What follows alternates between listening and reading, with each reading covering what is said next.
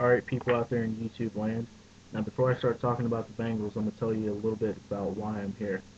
There's a guy on YouTube who calls himself BmoreRavensOnline. And of course, this week the Bengals play the Ravens. So, of course, he's part of a thing called a trash talking circle. And, he's talking shit, about, team and fans and all that. But, I respect the guy. He seems like a diehard fan for the Ravens and all that. So, props to you, shout out. He talks about how a lot of the Bengals fans he's met in his life are bandwagon fans, and they don't seem to stick with the Bengals. Well, I was born the year right after we last went to the Super Bowl, and to me, I mean, I see it. I live in Cincinnati. There are a lot of bandwagon fans, but it's just hard when you've got an idiot owner like Mike Brown that doesn't know how to run the team. Give you a little bit of an example. So I was born November '89. So went to the Super Bowl that January. I don't know how the '89 Bengals did, but they went to the playoffs in '90. I think 2 games. Uh, Wild card and division. Lost, knocked out. '90s when I think Paul Brown died, our founder, and then his idiot son Mike took over from there. And ever since, dude just doesn't know how to run a team. I mean, won't hire a general manager. Fires Sam Weiss, the guy that took us to the Super Bowl last. For what, he had a bad year and I think missed the playoffs. So he fires him. Brings in fucking Dave Shula. Oh boy, his father's Don Shula. Is he gonna be good? No, dude was fucking horrible. And then he just goes down the chain from there. Gets rid of Shula. Uses our old offensive coordinator, Bruce Coslett. He stays here until he got sick of it, sick of losing. The draft picks we were getting, fucking Kajana Carters and Akili Smith and Jeff Blake and just all these, stupid fucking players ain't going anywhere. And he resigned, I think, in the middle of the season in 2000. Then Mikey's like, alright, Dick LeBeau, you're the head coach. He was fucking horrible too. He got us to the point, 2002, 2-14. That's the way it's been. I mean, anytime you have a professional sport franchise in the city, the fans want to win. I mean, that's what it comes down to. The fans want to win. You see other teams having success, like, the Steelers, 6 Super Bowls and all that. You got teams that, might have a Super Bowl or two, want to bring up some old-ass NFL titles that really don't mean shit now, especially to a expansion team like us that wasn't around in the original NFL to win that shit. It don't matter. But, I mean, people just get tired of seeing failure, you know? He wanted a stadium built in the mid 90s, or he's like, we're going to pick up and leave. That's when, Baltimore was lobbied for a team. And, he's like, all right, we'll pick up, we'll move to Baltimore, we'll be the Baltimore Bengals. Well, city and Hamilton County got together like, no, no, don't leave, we'll pay for it and all that shit. So, builds a new stadium. So they stay here. But to me growing up, I was raised a Bengals fan. My dad used to walk around places, festivals and shit. He's wearing Bengals stuff. People look at him like, why are you a Bengals fan?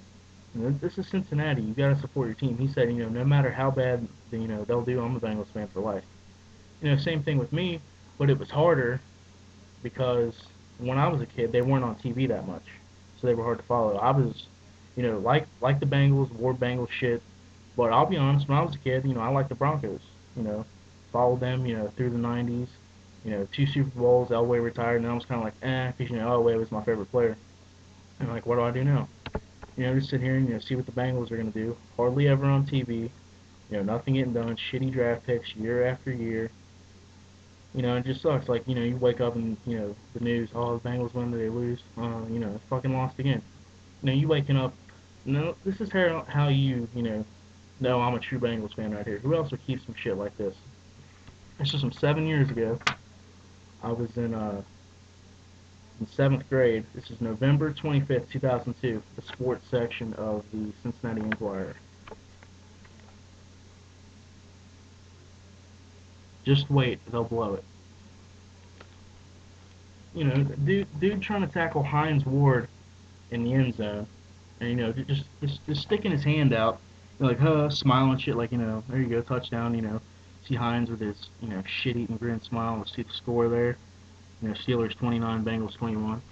I mean, just wake up to shit like that every day. Newscasters, sportscasters, Cincinnati, we suck, kind of get a little chuckle out of it. But, even they get tired of covering that shit. And it was just getting old. So finally, I guess, Mike wised up a little bit after that 2-14 2002 season. Goes out. Marvin Lewis was leaving Baltimore. Hired him. We could have had fucking Tom Coughlin. Who knows what he would have done after he left. I think it was Jacksonville. Ended up going to New York. But, Marvin Lewis, okay, I knew right then and there, we'd at least be a little bit better when we got rid of LeBeau. Because there was nobody else really to go down the chain of command and put in as head coach. And, I knew what he'd done in Baltimore. He seemed like an okay guy. He comes in, saying, we'll be better and all this and that. So, it comes draft time. We got the number one pick in the draft. And I'd actually, I like USC a little bit in college football. I've been following Carson Palmer his senior season. Saw him win the Heisman Trophy and all that. Comes draft day, number one pick, Cincinnati Bengals select Carson Palmer. That's cool. I was like, you know what? We should be pretty good now. Season rolls around. They don't play Palmer. Probably shouldn't have thrown him to the Wolves anyway. We're winning games. It took us probably 3 or 4 weeks, I think, to win our first game that year. And, didn't throw Palmer out there. We had John Kitna won comeback player of the year. We were finally on TV, so I was able to watch, every game that year. And, Chad Johnson coming out, as a character, running his mouth, saying, I guarantee we'll beat the Chiefs, who were undefeated when we played them. We put pretty good beating on them that week. So we finished the season 8-8 that year. Could have made the playoffs if we would have beat Cleveland, I think it was the last game, and if Pitt would have beat Baltimore later that evening. I think it was a Sunday night game. We would have been in, but no, it was okay. Everybody got hyped. I think they were selling, pre-playoff tickets. People, had to get their money back and all that. Roll around to 2004, get some more draft picks. Fucking Chris Perry was a bust. Everybody think he's gonna be God, coming in. Had Rudy, who was filling in for Corey Dillon in 2003. When he was hurt, became a pretty good star. But Perry never played up to par. We could have had Steven Jackson in that draft, but that didn't happen. Went 8-8 again that year. Palmer's first year as starter. Played in every game up until he got hurt in New England. I think it was they forced collar tackled him and some shit. Messed up his knee, so he was out for the last 2 or 3 games that year. So Kitna came back in, finished 8-8. 05. Nobody even talked about that injury to Palmer. People don't even remember that. But coming in 2005, open up. We won our first 3 or 4 games. Then we lost Sunday night at Jacksonville. Not that big of a year, or big of a deal. Went 11-5 that year. Won the division. City's hyped, but we got to play Pitt in the playoff game. Second play from scrimmage, 66-yard pass from Palmer to Henry, and that fucking dude, Kimo von Olaf, comes in and takes out Carson's knee. I don't care. I ain't gonna sit here and argue with Steelers fans. That shit was dirty. Watch the replay. I got the game on tape. He came in and wrapped his shoulder, into Carson's knee and just ripped that shit up. So, we had a lead twice in that game and blew it. I mean, that takes the steam out of a team. But, 06 comes around. Is Palmer going to be better for training camp or not? And, it comes back, playing good. We're doing good that year. Ended up going 8-8. Could have made the playoffs again. But some shit that we saw earlier this year, you see botched snaps in Denver on the Christmas Eve game, cost us an extra point. Otherwise, I think we would have won in overtime in that game. Lost to the Colts on Monday night, Then the Steelers beat us at home, knocked us out of the playoffs.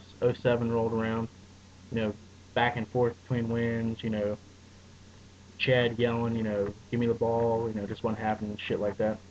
And, had a bad year, 7-9. Of course, missed the playoffs. Last year rolled around.